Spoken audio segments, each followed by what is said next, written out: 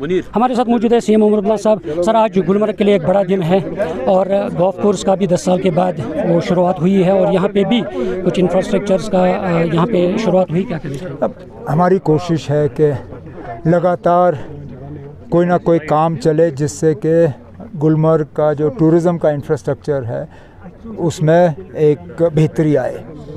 आज कई सालों के बाद गुलमर्ग गोल्फ कोर्स पे गोल्फ खेला गया और टूर्नामेंट का आगाज़ हुआ।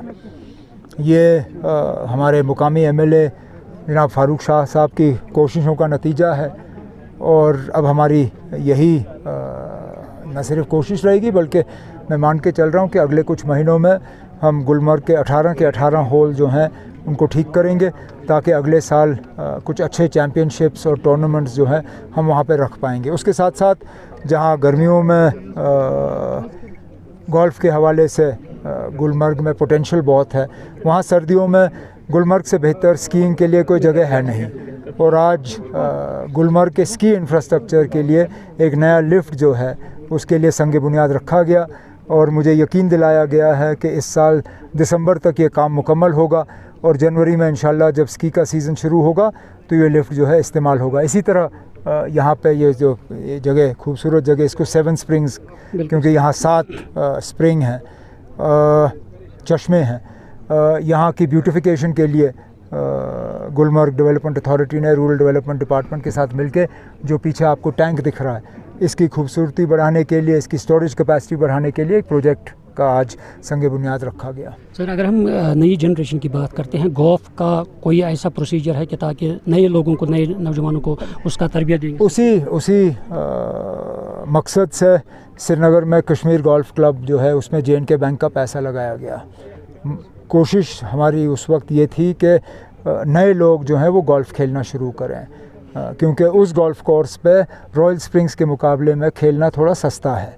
अब वहाँ पे थोड़ी सी उसकी मैनेजमेंट कमेटी को ठीक करने की ज़रूरत है, लेकिन हमारी यही कोशिश रहेगी कि नए गोल्फ़र जो हैं वो वहाँ आएँ और खेलना शुरू करें। सर, नया कन्वेंशन सेंटर बना है गुलमर्ग में, क्योंकि उससे काफ़ी फ़ायदा होगा, क्योंकि बड़ी बड़ी कॉन्फ्रेंस यहाँ पे होगी और आपने कहा कि उसमें सिनेमा का भी ऐसा प्रोसीजर करेंगे ताकि जो यहाँ पे आते हैं चाहे विंटर में या समर में तो वो एंटरटेनमेंट वहाँ पे कर सकें।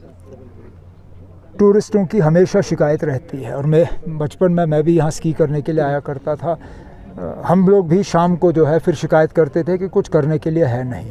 इसलिए जहाँ पे वो कन्वेंशन सेंटर, उसका पहला मकसद ये है कि यहाँ कॉन्फ्रेंसेस हो, मीटिंग्स हों, लेकिन उसके साथ साथ अगर उसको वहाँ पे एक कॉफ़ी शॉप डेवलप हो, एक रेस्टोरेंट डेवलप हो, उसका जो बड़ा ऑडिटोरियम है 280 सीटें हैं वहाँ पे, अगर डिजिटल सिनेमा लगे तो यहाँ पे कम से कम बारिश में या सर्दी में शाम को कुछ करने के लिए होगा। वो भी एक नया डेस्टिनेशन अपने आप में बनेगा। सर, अधरंग भी बंद है या कुछ और डेस्टिनेशंस है, क्या उस पे लिए अब इक़दाम उठाए जाएंगे, उनको खोला जाएगा? मैं तो चाहूँगा कि जल्द से जल्द खुलें।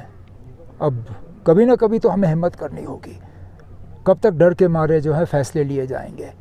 अब पहलगाम में हमने बेताब वैली खोला, चंदनवाड़ी खोला, पहलगाम के सारे पार्क्स खुले हैं, अल्लाह का फजल है फ़िलहाल सब ठीक है। इसी तरह गुलमर्ग का कुछ हिस्सा खुला, लेकिन अब अजीब बात यह है कि जहां हम खड़े हैं ये टूरिज़म के लिए खुला है, वो मैदान जो बिल्कुल उधर है वो बंद है। अब ये बात टूरिस्टों को आप कैसे समझा सकते हो? ये ठीक है, वो नहीं है। तो कहीं ना कहीं अब हमें ये फ़ैसले जो हैं इनको ठीक करना होगा।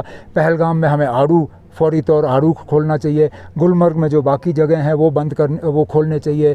द्रंग है वो खोलना चाहिए, दौद पथरी है वो खोलना चाहिए। बाकी जो जगह हैं एक एक करके हमें खोलने ही होंगे। हम कश्मीर को बंद नहीं रख सकते।